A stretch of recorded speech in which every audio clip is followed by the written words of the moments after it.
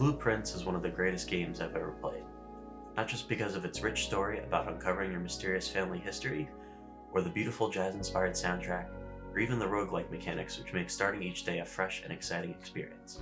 What sets Blueprints apart is its incredible puzzles, and how the game provides multiple clues on how to solve each one, no matter how difficult or obtuse they may get. This design philosophy is used on almost every puzzle in the entire game, but in this video I'll be focusing on how clue redundancy is utilized in 5 major puzzles you'll encounter on your journey through Mount Holly, starting with the Antechamber.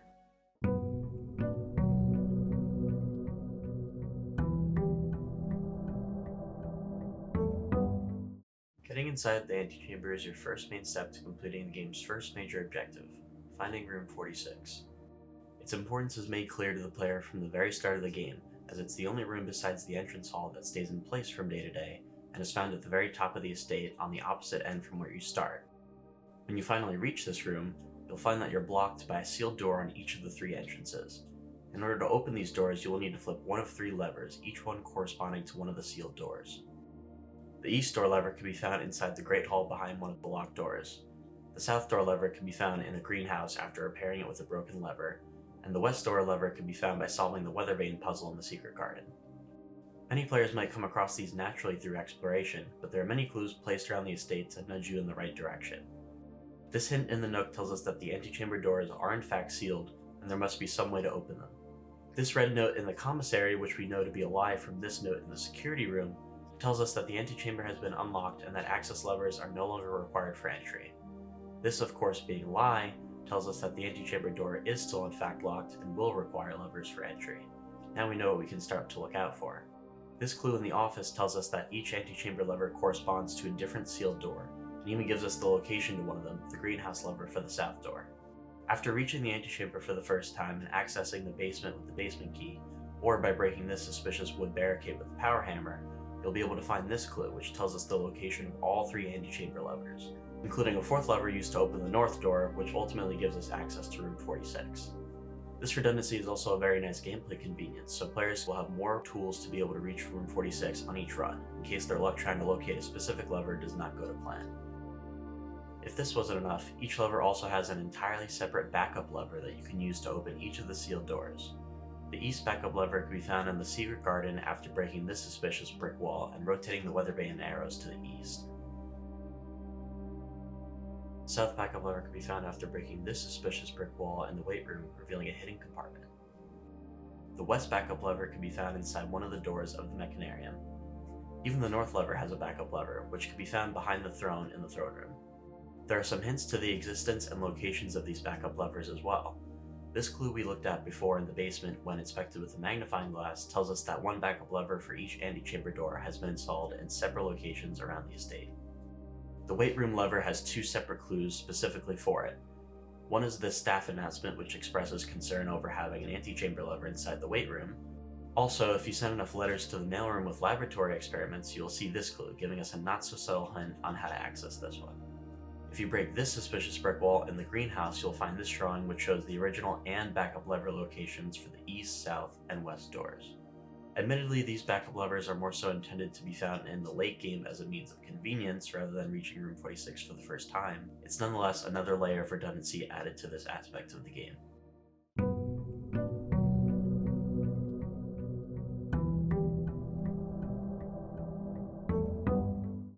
After reaching room 46 for the first time and tracking down the location of some of the sanctum keys, you'll be able to use each key to unlock one of 8 doors in the underpass. Going inside one of these doors reveals a strange circular rune on the wall, with a pedestal that can be used to alter different symbols displayed on the rune. Before we can start solving anything, we need to know what these even are. If you access the precipice lever by lighting all 4 flames, or found the secret path by lighting all the circular candles in the underground room, you will find the tattered remains of this book titled Realm and Rune. You can also get the brand new version of this book from the bookstore, which has some additional information that was cut from the underground version. But no matter which version you find, we learn that each of the 8 circular runes we found behind the 8 doors in the underpass are sigils, each tied to one of the 8 realms of the world of Blueprints. We also learn that each sigil has 5 characteristics that define it. First is the ray configuration, which tells us what kind of transportation was used in that realm. Next is the ray style, which tells us about the weather of the realm. Next are the motes, which tells us more about their society. There is the realm border, which tells us their color. And lastly, the core, which is located at the center of the sigil and gives you the symbolic representation of the realm in question. We now know we need to use the pedestal to change these 5 parameters for each realm sigil to match the characteristics of that realm. Actually, we only need to change 4 parameters. The core of each of the 8 sigils cannot be changed because it is already tied to a specific realm, and this is what allows us to connect information we find on a realm to its corresponding sigil. We can correlate each realm to its core symbol in various ways. The realm and runebook itself gives us the cores for 5 out of the 8 realms. Correlations can also be found inside the History of Arindia book, the Classroom Grade 4 tests, classroom maps, and stamps. After we relate each core symbol to a realm, we can now focus on the clues for the 4 parameters needed to solve each sigil. Okay, I lied, because before we get into each of the 4 parameters individually, I wanted to talk about some examples of sigils that are outright given to you visually, sometimes as a full completed sigil, or as part of a sigil with some information missing. The full sigil for Arinda Ares can be found in 3 separate locations. The first can be found in the Secret Garden after breaking the brick wall and turning the weather vane fully south. Another one can be found in the throne room above the entry door opposite the throne. The third could be found underground inside the circular candle room. The full sigil for Fen Ares can be found in 6 different locations. One could be found at the end of each of the Realm and Rune books, the one from the underground and the one from the bookstore. It can also be found on this birth certificate, which is found inside one of the filing cabinets in the archive room.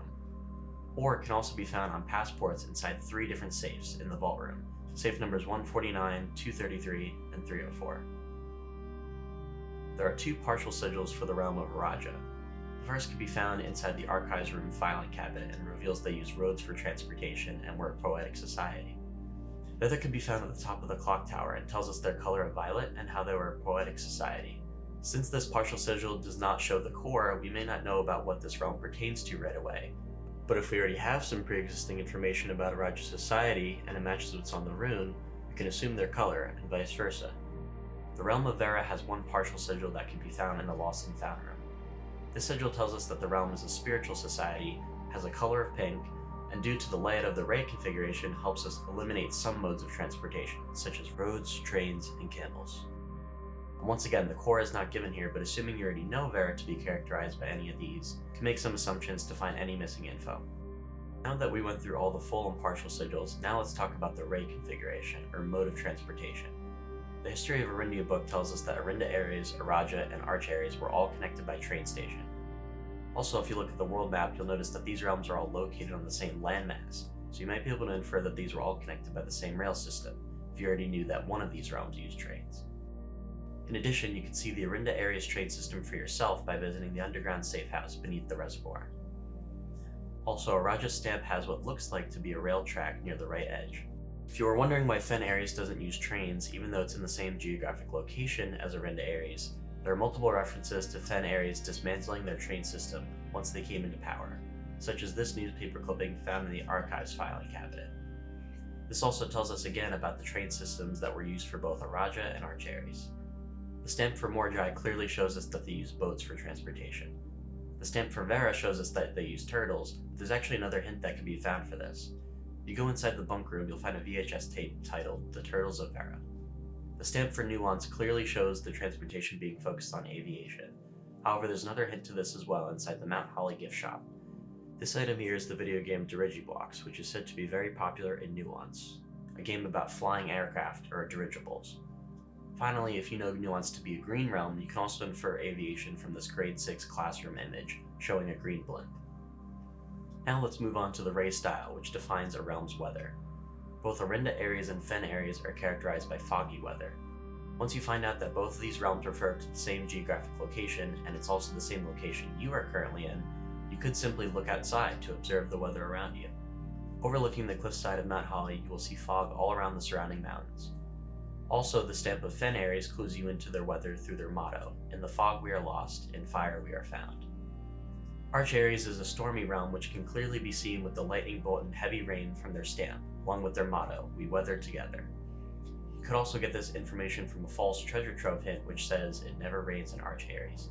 Also, the History of Arindia book calls this region the land of northern storms. Araja is characterized by rainfall, which is depicted on its stamp, as well as a woman who is wearing a coat to protect herself from the rain. Kororika is defined by snowfall, which can be easily seen on its stamp. However, this blue memo in the sauna may allude to this weather as well, since saunas are more commonly found in colder climates. Also, Drafting Strategy Volume 2 tells us that Kororika has mountains which often have snow at higher elevations. Vera is a realm of extreme heat, which can be seen from the stamp with two people trekking through desert-like terrain. Now let's move on to the modes, which tell us more about what kind of society each realm was. Fen Ares is a martial or militant society. This can be inferred from their blood-stained stamp, as well as this newspaper clipping found in the archive filing cabinet, which references the leader of their army who had shown no remorse following their civil war. Arch Ares is an industrial realm, and this can clearly be seen on its stamp, which depicts a factory. It also specifically mentions a power plant at the very bottom of the stamp. Araja is a poetic realm, which is referenced inside the History of Arindia book, as well as this True Treasure Trove hint, which says that Fen Ares borders a poetic realm, which means it either has to be referring to Arch Ares or Araja. Kororika is known to be an academic realm, and for some reason there are 6 different clues that allude to this. Inside of the dormitory, memorabilia can be found for Kororika University. This note from the Dovecote talks about how Mary left home to attend school somewhere in a colder climate. If we already know Kororika to be a cold realm, then we could assume that they are also academic from this note. Or we could use this note to get information on their cold climate, given we know their academic focus. The blue memo from the Dovecote mentioned members of the Sinclair family who have attended schools in Kororika. The Classroom Grade 3 blue memo talks about great strides that were made in drafting technology, all at the University of Kororika. Drafting Strategy Volume 2 also gives us a hint saying that academia isn't only found in the mountains of Kororika. Lastly, in the stamp for Kororika, if you look closely, you can see a statue which is shown reading a book, a hint to these people being scholars. Morajai is characterized by farming.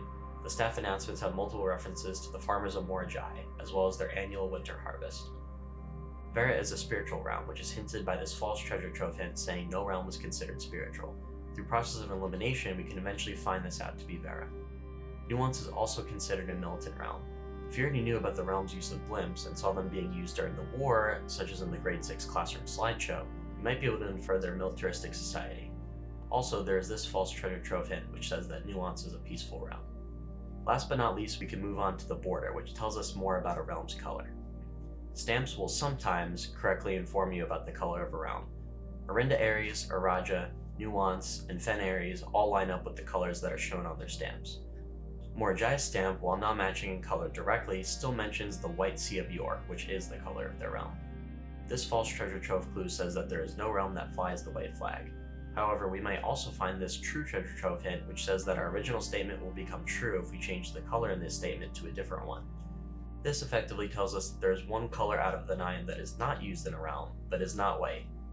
This false treasure trove clue tells us that 2 realms share the same color. This information is very valuable because now we know that there are no duplicate colors. Drafting Strategy Volume 1 mentions the black prints that were fitting to the reign of Horus, ruler of Arinda Ares. The History of Arindia book refers to red banners that were hoisted in honor of the fallen soldiers of Fen, who would go on to form their own realm of Fen Ares. Classroom Grade 1 tests, when solved, can give you the colors to Araja, Kororika, and Arch Ares. Classroom Grade 1 blue memo tells you the colors to 3 of the realms, Nuance, Vera, and Kororika. The blimp from Nuance, which is shown in the Grade 6 slideshow, is green, just like the realm's color. The red print's first draft shows 3 cores above the names of birds. It turns out that the color of each of these birds corresponds to the realm's color. Arch Ares is paired with a canary, which is yellow. Arinda Ares is paired with a crow, which is black. And Morajai is paired with a swan, which is white. Lastly, the Morajai boxes found around the estate also hold key information about a realm's color. Each Morajai box is a puzzle, which involves moving colored squares around a 3x3 grid to get a particular color in each of the 4 corners of the box. Then, by clicking each core symbol, you can open the box to get the prize inside.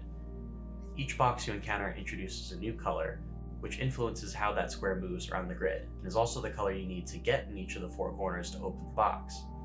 What you might not have known though is that the color required to complete each box is also the same color of the realm defined by its core symbol you are clicking. For example, in this Morajai box found in the trading post, you're trying to get yellow in each of the 4 corners. The corner symbols are the core for Arch Ares, so from this we can figure out that Arch Ares is yellow. And there are 8 of these Morajai boxes found around the estate, 1 for every single realm. Arinda Ares is black, and its Morajai box can be found in the underpass on the 2nd floor of the rotating gear. Fen Ares is red, and its Morajai box is located in the closed exhibit on a bench. Raja is violet, and its Morajai box is located inside the tomb behind a secret wall with mechanical candles. Korrika is orange, and its Morajai box is found when drafting a tunnel all the way to rank 9. Morajai is white, and its box is found in the master bedroom. Vera is pink, and its Morajai box is found inside the Lost and Found. Finally, Nuance is green, and the Morajai box can be found inside the solarium. With this information, you can now fully solve all 8 realm sigils.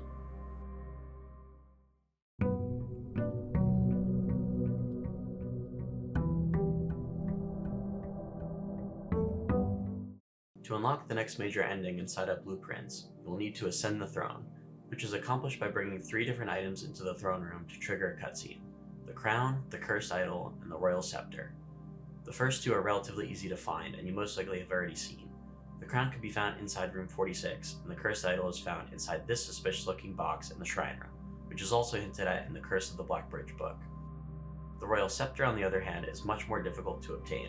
But before I talk about how to get it, I first want to talk about how we're supposed to know to bring these 3 items here in the first place.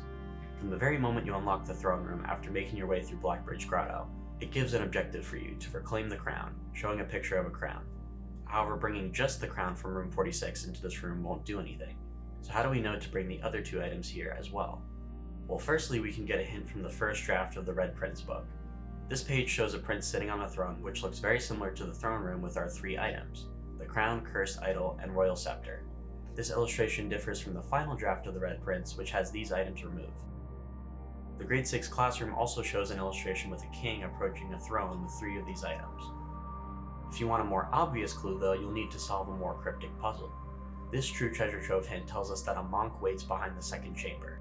It turns out that when you draft a normal room on the outside of your house using the blessing of the monk, and if that room happens to have a separate section or chamber connected to it, you'll find yourself a very special clue inside that second chamber. The first room this applies to is the garage.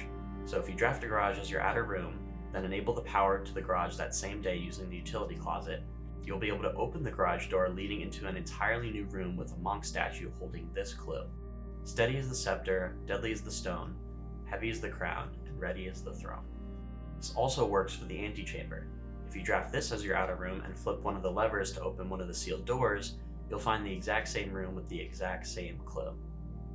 There's even another hint about this unique interaction. After finding the key to Her Ladyship's diary and reading it, you'll see that the very last page shows an illustration of the antechamber being drafted as an outer room. There are also many outer rooms that, while don't give us direct access to the monk, allows us to see it from afar. Pretty much any room that has a window or outdoor section will give you a glimpse to the monk. Now that we know we need these 3 items, we can now talk about how to get the royal scepter. Our journey begins with breaking this cracked wall in the underground chest room with the power hammer. If we have not yet found this clue, there is also this hint inside the safe house to nudge you in the right direction. Behind it, we will find the word castle spelled vertically, along with 2 empty spaces next to each letter. The full meaning of this will be revealed to us a little later, but for now, it doubles as a hint for what you need to currently do, which is a castle maneuver. After solving the chess puzzle in this room, you will unlock special powers of each chess piece, of which you can only choose 1 to be active at a given time. If you currently have the power of the rook active and switch to the king, or vice versa, you will perform the castle maneuver. Doing so will open up a secret door leading to the tomb below. This mimics the movement of the same name in a real game of chess where the king and rook pieces are swapped. The fact that the word castle is also found in the same room as these chess pieces is a way to clue you in on this interaction. However, if you're not as familiar with chess, there are still other hints to get you to the same conclusion. This true treasure trove memo tells us that the power must shift to perform the ritual of castling, and this false memo tells us that we must don the mantle of the knight to perform the ritual of castling, so we know it does not involve this piece.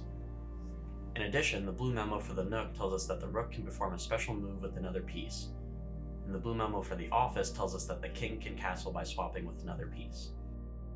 Finally, the first draft of a new clue gives us another hint here, telling us outright to swap the king with the rook.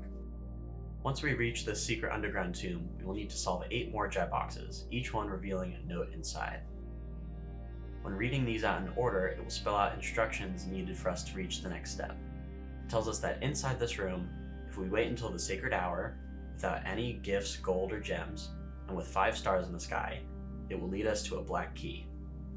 Everything on here is pretty straightforward unless the player has not yet figured out the meaning of the sacred hour, which is an in-game time of 1:30 p.m.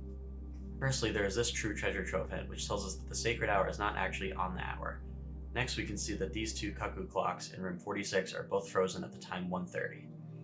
The whale found behind the map in room 46 tells us that both of these cuckoos are set to the sacred hour. The final draft of a new clue has a line which references Cuckoo 2 and shows an illustration of the two cuckoo clocks. The first draft also has a note calling out Cuckoo 2. Finally, if you acquired the clock tower sanctum key, you might have noticed that the secret door opens exactly on the sacred hour, at 1:30. Once all of these criteria are met and you wait until an in-game time of 1:30, the tomb will rise up from the ground and reveal a clock. You can interact with this clock to change the time and enter a specific time using the red button in the center. In order to proceed here, we will need to go back to our castle word from behind this breakable wall. We know we need to do this as we can see a 6x3 grid on either side of the clock that just rose up. This grid matches up exactly with the vertically written castle along with the two blank spaces next to each letter forming its own 6x3 grid. We will not only need to find the missing letters from this grid, but we will also need to translate these letters into a readable message for how to alter the clock. We can find clues to the missing letters across the estate in 7 different locations. The first could be found on a mathematics test inside the locker room. The next could be found on this note inside the kennel. Another could be found inside Vault 149 on the top right corner of this passport. Although we don't know exactly which column of the 6x3 grid this is referring to, we know for a fact it's not the first one since it does not spell out castle, and with context clues from other hints, we ultimately find it to be for the second column. Another is inside the Blackbridge Grotto on a post-it note. Another is found in the first draft of a new clue when inspected with a magnifying glass. This one also makes it very clear it's a part of our 6x3 grid. One is found behind a statue in the cloister. Finally, the last one is found behind the bookcase in the secret passage. These last two are arguably the hardest ones to find on your own, but there are actually some additional hints on where to find them. The staff announcements mention letters found on the statue in the cloister as well as them being related to a 6x3 grid. Another staff announcement talks about the letters that were written on the back of the bookcase, and this note in the first draft of a new clue expresses concern over these castle letters having too much overlap with the clue in the secret passage. While on the topic of overlap, there is quite a lot of overlap of letters across these clues, which means that you don't need to find all 7 to fill in the blanks. You might even be able to figure out what the missing letters are yourself if you know what this is ultimately leading to. Which brings me to the translation. After finding all the missing letters, we are left with CIX, add 6, Tor, Lore, Et, which at first glance will sound like a bunch of nonsense. The first thing that should jump out here is the word lore, which is given to us right on the grade 8 classroom chalkboard as being the Arajan word for word. Now that we know that the whole message is written in Arajan, we can now translate it through that lens. We also know from the grade 8 classroom that verbs are loaned from the English language and do not have an Arajan counterpart. This means that add means exactly what it means in English, and considering 6 doesn't have any Arajan translation, we can assume this to be for numbers too. Next, let's move on to Tor, which is the Arajan word for counterclockwise, and there are actually a few different hints to this translation. If you look at the room directory description for Rotunda, you will learn that this room translates to clockwise room in Arajan. Since an Arajan word spelled backwards is equal to its antonym, we can figure out that ROT is clockwise and Tor is counterclockwise. Also on the classroom grade 4 world map in the bottom right corner, we find ROT with an arrow pointing clockwise with the sundial being rotated. Using the same logic as before, we can determine ROT to be clockwise and Tor to be counterclockwise. I also don't think it's a coincidence that ROT itself is the first 3 letters of the word rotate, which some players may think of when hearing this short abbreviated version. Next is the word Et, which translates to east from Arajan. There are 4 different clues to this. Firstly, the classroom grade 4 world maps are titled the Et Sphere and the Or Sphere. You might be able to figure out from hearing these that these are referring to the eastern and western hemispheres of the world. Final exam also has a problem which asks about cardinal directions and gives you a pretty direct translation here. The grade 8 classroom tests also give the translation as the answer to this question. The large house is towards the east.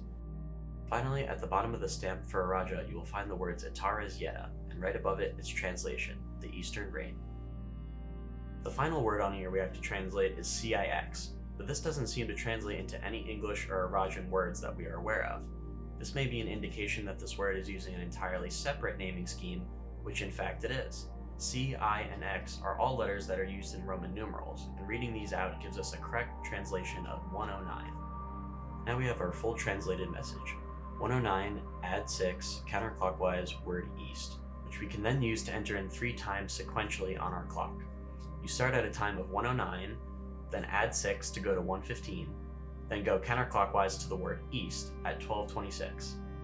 After entering these times correctly, you will receive the key of Aries. Now we are in the home stretch to finishing this puzzle.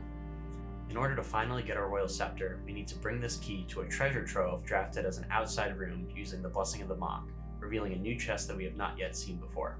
The main hints for this are found on memos inside the treasure trove itself. One true treasure trove hint tells us that we need a key to open the treasure of the trove, which may lead us to make the connection between this and the key of Aries. These 2 clues both give us the same information. There is this true memo on the left, which says that the true treasure of the trove is not in this house, and this false one on the right, which says the true treasure of the trove is in this house. If we pair either of these clues with this false clue below, which says that the true treasure of the trove is not in this room, it will tell us that the treasure is in this room but not inside the house, suggesting we may need to use the Blessing of the Monk. Alternatively, you might find this true memo, which gives you the same information as a single clue, that the treasure of the trove is in this room but not in this house. Once you open this chest with the key of Aries and acquire the scepter, as well as the other 2 items, you will have all you need to ascend the throne.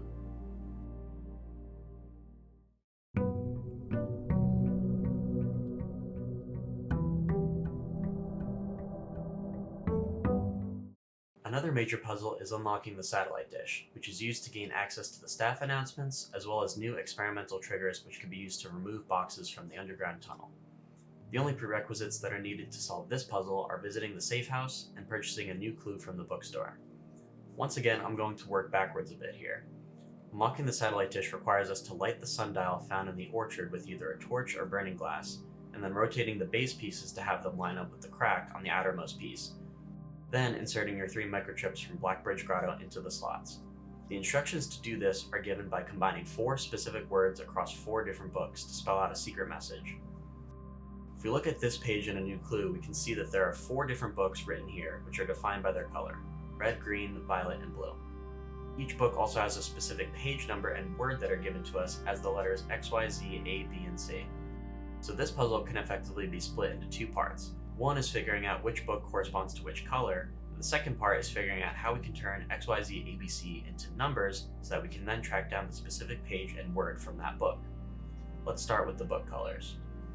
This page in a new clue has books in each of our 4 colors of interest, but their book titles don't match up. It turns out that these book titles can have their letters rearranged to form a new book title that we are familiar with. Tender Cipher translates to The Red Prince, Lunar Rename translates to Realm and Rune, Uncle Awe translates to A New Clue, and Draft the Sixes translates to The Fixed Stars. This chalkboard gives us some hints that you might need to rearrange these letters, and even gives a full translation for the Fixed Stars. The first draft of A New Clue also gives the translation for Uncle Awe. You can also make a connection between each color and each book by looking at the colors of the books themselves. For example, Uncle Awe is violet just like A New Clue, and Tender Cipher is red just like The Red Prince. Now that we know which book is related to which color, we can now figure out the translation for XYZ ABC. You do this by following a specific path given on the Metro map, with each numbered stop that we pass corresponding to one of our 6 letters. Before we talk about this path, how do we know that these letters are related to the Metro map in the first place? Well, first of all, this slip of the 6 letters is placed on the same desk right next to the Metro map, hinting at a possible correlation. Also, on the slip itself, we can see the words dead end and pointing to the letter C. You may recall dead end as being one of the stops on the Metro map, with an arrow pointing to C. This tells us that C corresponds to the number 13, which is the final step on our path. You also may be able to infer the start of the path being at number 8, since that is where you currently are in the game. There's even a red X here to get you to associate X with the number 8. Now let's move on to how to get the full path from start to finish. By accessing the surveillance system in the security room, you'll find security footage of Mary holding up a piece of paper with a strange shape on it. This shape matches up with our train map and shows us the exact path we need to take from start to finish. To access the security system, we will need to log into the computer with a special password, Swansong HSS. The security room blue memo hints at the existence of surveillance recordings which are normally not accessible through the terminal, which may imply a second password may exist. The main way you actually find this password, though, is by taking the first letter of the room names shown on the computer screens in the middle of the security room. This is hinted by a slip of paper in the safe house which shows the letter A on one of the security terminals, which on inspection we find to be the archives room. There's also a similar piece of paper which can be found in the attic and gives us the letter O, which translates to the office. So that's one way to find this path, but there's actually an alternate solution to this puzzle that does not require you to access the surveillance system at all. Each page of a new clue has a road sign hinted somewhere on the page, which, when read in order, will give you actual directions on how to navigate the metro. The first two signs tell us to depart from Route 8, or number 8, on our map. Then the next sign tells us to keep left, so we pass the number 7 and 3. Then to Tanner Fork, so we pass 10. Then go right to pass 1. Then go to the dead end at 13. This gives us the same path as before and our XYZ ABC translation. The last few signs of the book tell us to record each stop along the way, letting us know that the number of the stop is important. This slip of paper in a new clue asks us if we've seen all the signs, which is placed right next to our XYZ ABC note. And this slip found in the root cellar has the word sign underlined and XYZ ABC written at the bottom of the note. Another mental connection you can make is on this page, which has the road sign for Tanner Fork, which we recall on our metro map is associated with the number 10. If you add up the step values given by each food on this table, it also comes out to the number 10. The first draft of a new clue also hints that the objects on this table are meant to convey the number 10. Now that we have the deciphered book names and numbers, we can now uncover the secret message by looking up the corresponding words for each of the 4 books. The final message is Turn Scorched Sundial Base, which gives us the instructions needed to unlock the satellite.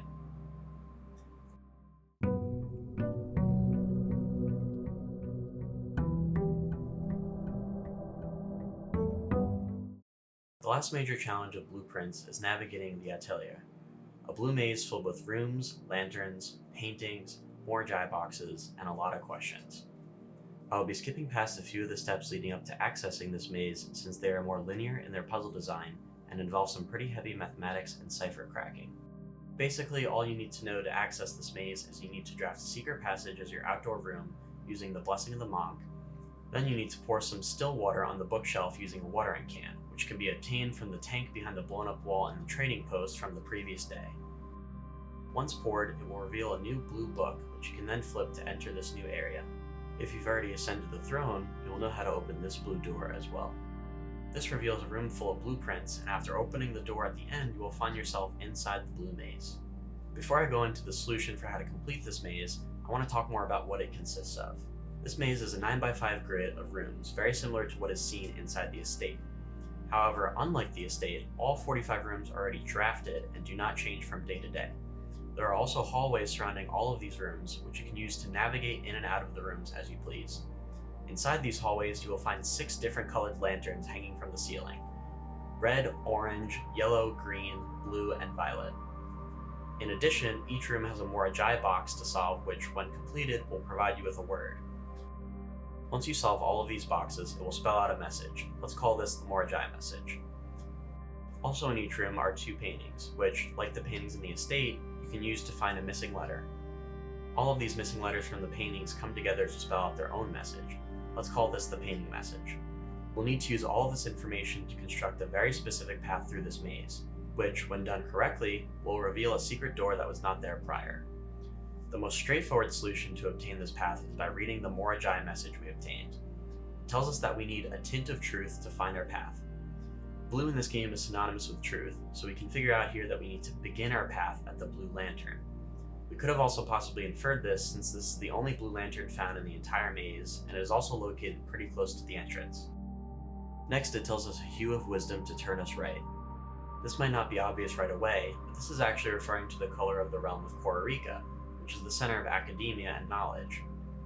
Their color banner is orange, so whenever we pass an orange lantern, we should turn right. This line tells us a shade of rain to pass the light. Once again, we need to relate this back to the realms. Raja is the only realm known for its abundance of rain, and their color banner is violet. So whenever we see a violet light, we just need to pass it. Finally, this line says to seek what's left of lies we cast.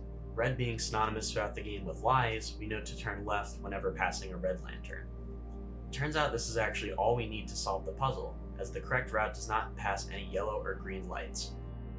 Starting at our blue lantern and following the rules for each of the colored lanterns, going right at orange, straight at violet, and left at red, takes us all the way to the furnace room where we find a new secret door.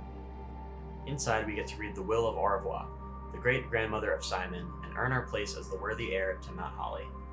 I also wanted to briefly mention the painting message here.